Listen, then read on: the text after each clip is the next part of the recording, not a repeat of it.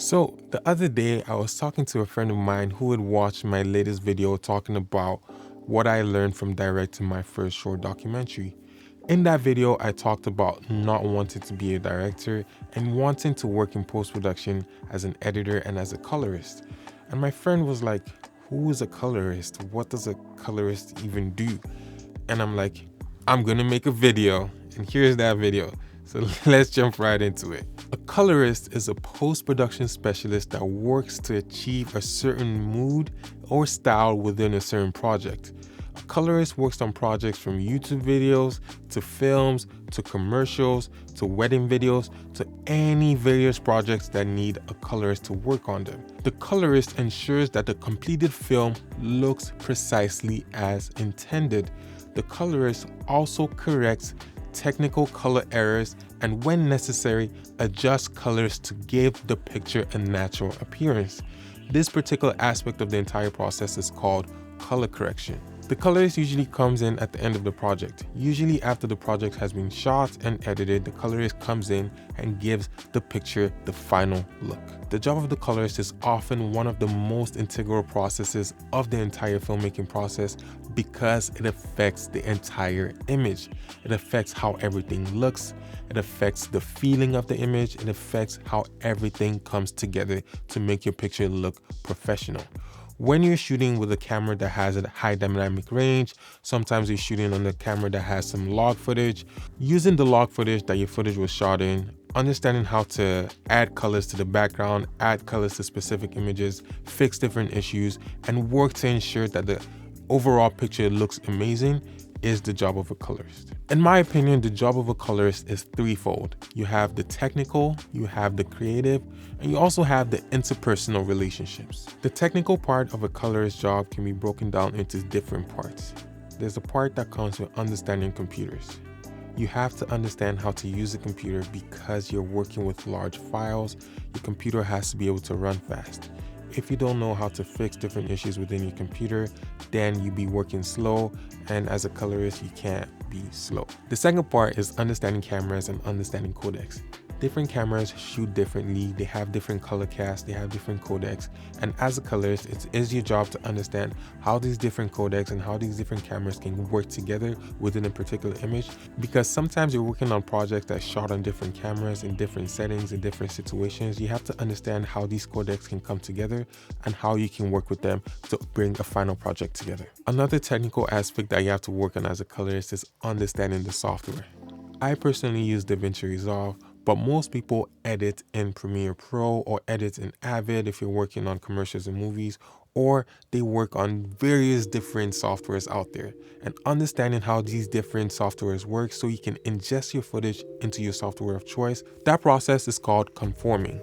Understanding how to conform your footage and bring it into your software of choice so you can edit and work on the footage is one of the big parts of the job of a colorist. Another part is understanding how your software of choice works.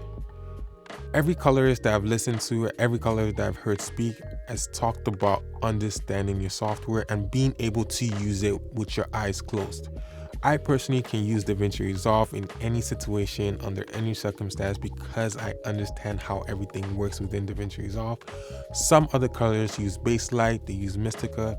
Some people even use Premiere Pro and Final Cut to color their images. But when it comes to working as a colorist, understanding and mastering your software is super important. Another thing when it comes to the technical aspect of the colorist job is fixing color issues.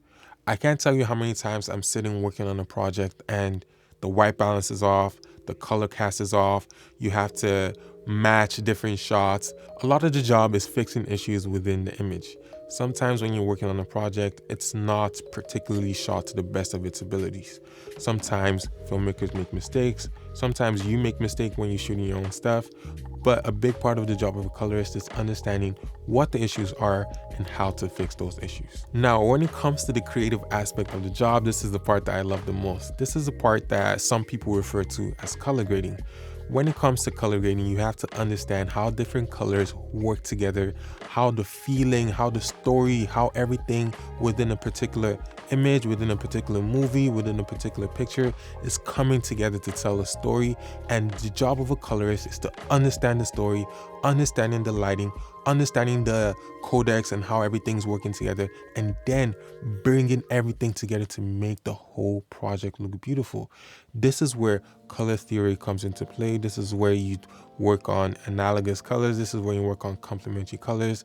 This is where you get like your teal and orange look, and this is where you can play around and bring your image to life. Another part of the colorist job that I think is insanely creative is the shot matching. Because when you're shooting in one scene and you come to another scene, it doesn't always look the same. The lighting might be off, the cast member might be wearing a different color t-shirt, something in the background might be creating a color cast, something might just not look the same.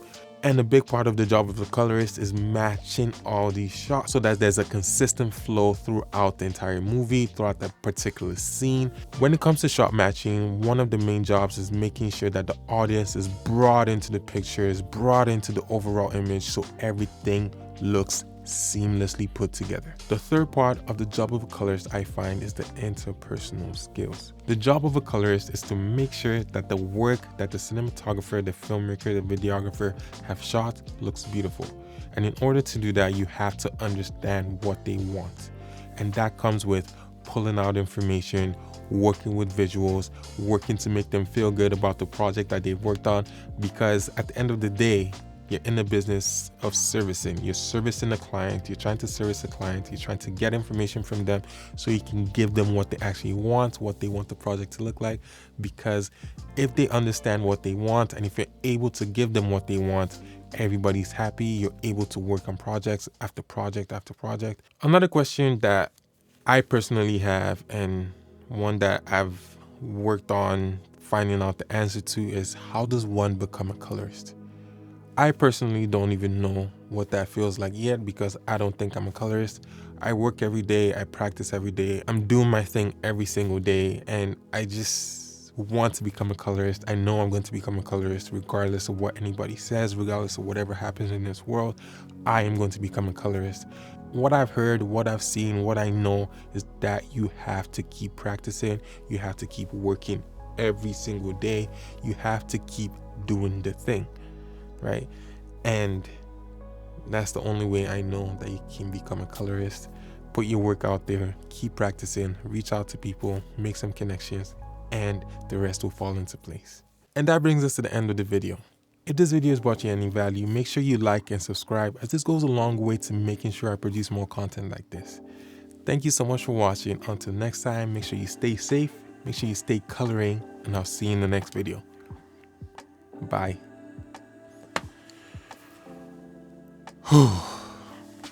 Got my Harry Potter shirt on. This is the OG one. Harry Potter and the Sorcerer's Stone. Oh, colors. I'm going to become a colorist, you know. World's best. Watch me. Watch me, dog.